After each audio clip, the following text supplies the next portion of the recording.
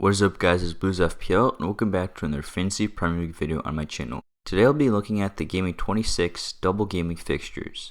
So as we do know, the fixtures did come out right after the deadline.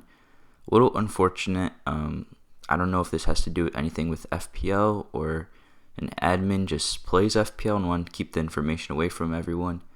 But yeah, we're going to look at that today. And especially because it's a double game week, this is probably the best week to get as many points as possible. The triple captains are going to be used. The bench boost is going to be used. I'm sure if you guys already wildcarded, you're looking at those chips. So yeah, I just want to go over this quickly a few days after. So yeah, let's get started. So with my team, right now I have 1, 2, 3, 4, 5, 6, 7, 8, 9, 10. I have 10 double game week players. I'm not looking to play the 2 Burnley guys. I may even sell Lowton just because I want another double game week player that also plays in the single game week. So I did copy Ben Crellin's spreadsheet into my Excel, and here it is. It's the identical thing, just because it's easier for me to plan out for my team in Excel. So if you guys want to do this by yourselves, I'd highly recommend it. So if we look at the best fixtures, so obviously if you have the free hit, you don't really have to look at Game Week 29. But for those of us that don't have the free hit anymore, you definitely have to look at bringing in Game Week 29 players as well as Game Week 26 players. Right now, I prioritize Game Week 26, but I definitely want at least 8, maybe 7, but at least 8 players for Game Week 29. And personally, I'm trying to get all 11. So yeah, so let's get started. So Arsenal, I mean, the fixtures aren't great. Leicester, they don't have a double in 26. Then they play Burnley, Tottenham, West Ham. So these aren't great fixtures. However, maybe a player like Saka I'd recommend, just because I mean he's the best player in their team. He's fairly cheap. So, but I'd probably stay away from Arsenal. Their fixtures are just not good, and especially not having a double game of 26.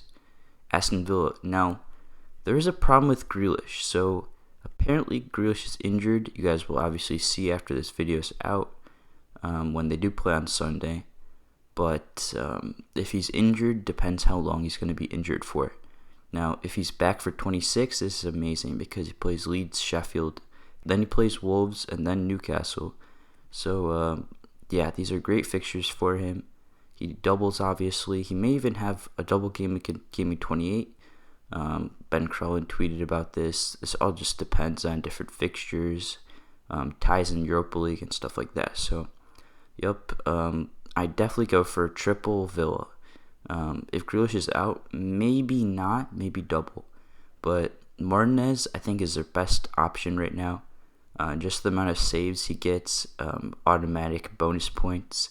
If he gets saves and keeps a clean sheet, it's basically 3 bonus points every time. Another player on their defense is Target. Now, Target goes up a lot now, and he can get some assists, so that's great. But, I mean, Leeds isn't a great defensive team, so maybe target the attack. But if they do play Tottenham, Everton, I'd probably go with the attack over the defense. So players like Grealish, Watkins, if Grealish is back, I'd definitely target those two. Now I go to Brighton. So, I mean, Brighton do have decent fixtures. They've been good defensively, but they don't have a Game Week 26. So maybe this is a team that you target after 26. Against Leicester, I wouldn't really target them. If Southampton keeps on their bad form, then you can get them for the Southampton game, and then you have against Newcastle. So I definitely get in Brighton defense. This could be their goalie. This could also be center backs. They have a few injuries, but I definitely think that Brighton are a decent team, and they're one of the few teams that actually plays in 29. So, yeah, after 27, it looks like decent time to buy some Brighton players. Then Burnley. So, Burnley were a good team to buy a week ago, 2 weeks ago. Now, not so great. So, Tottenham, Leicester, it's not a good double. Could concede from both games. Arsenal, maybe, because Arsenal are just on bad form. Everton, I probably expect Everton to score, and then they don't play in 29. So I would avoid Burnley assets at all costs at this point. Their fixtures are just not good. Maybe after Game Week 29, Southampton, Newcastle, not Man United, but yeah.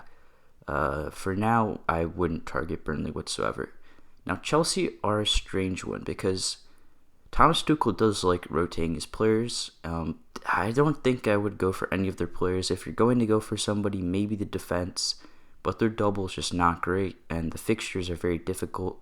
They also don't have a 29, which is a repeating pattern I see over here, so I wouldn't go for any Chelsea players. Crystal Palace as well. Crystal Palace are just on bad form. Everton. So Everton, I feel like maybe 2 or 3 players. So I definitely go DCL. He should be back. He got benched today, but he did come on. He got an assist after a strange penalty call. I would say it's a penalty. Some people have argued it's not. He could have easily scored there. So as long as he keeps starting after that game, he has Southampton, West Brom. These are great fixtures. Chelsea, not so great. We can probably bench him there.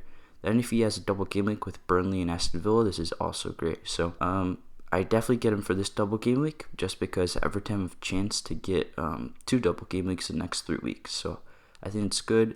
Other noticeable players are Digne and Richarlison. Now Richarlison, I mean, he did score today. He hasn't returned in a while though.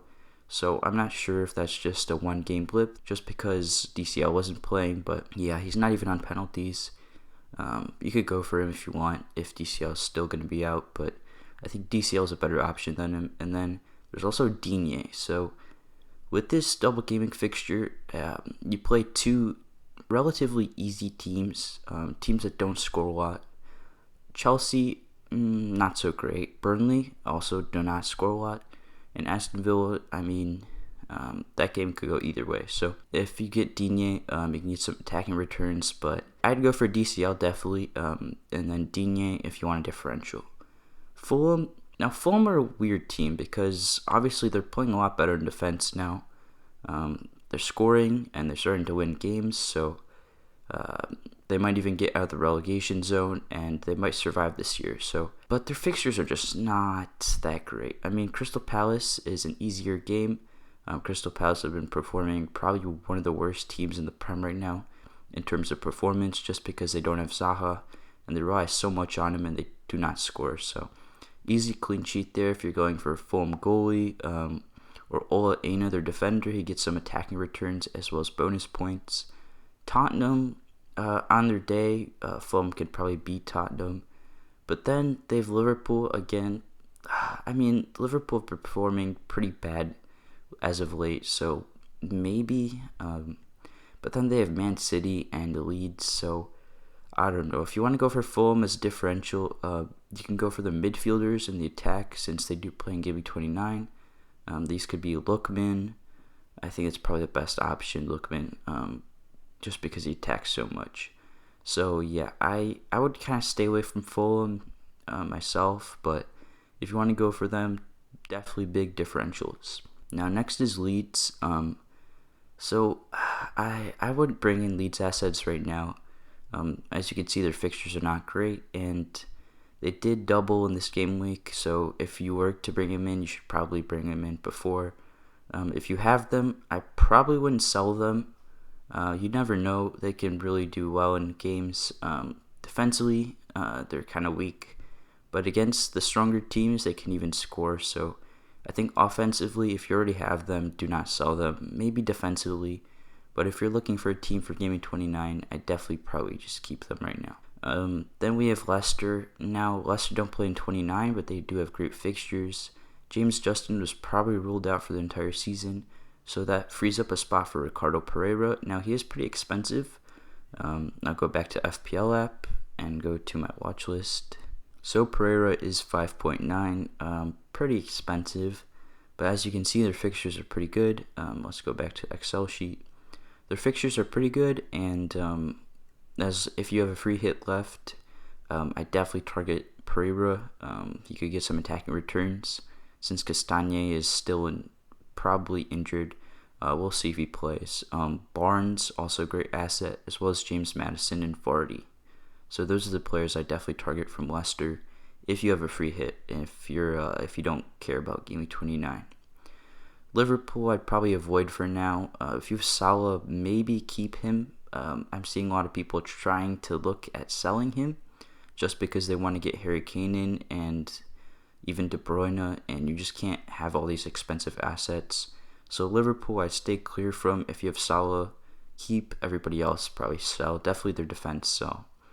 Man City, most people already have a triple up or double up.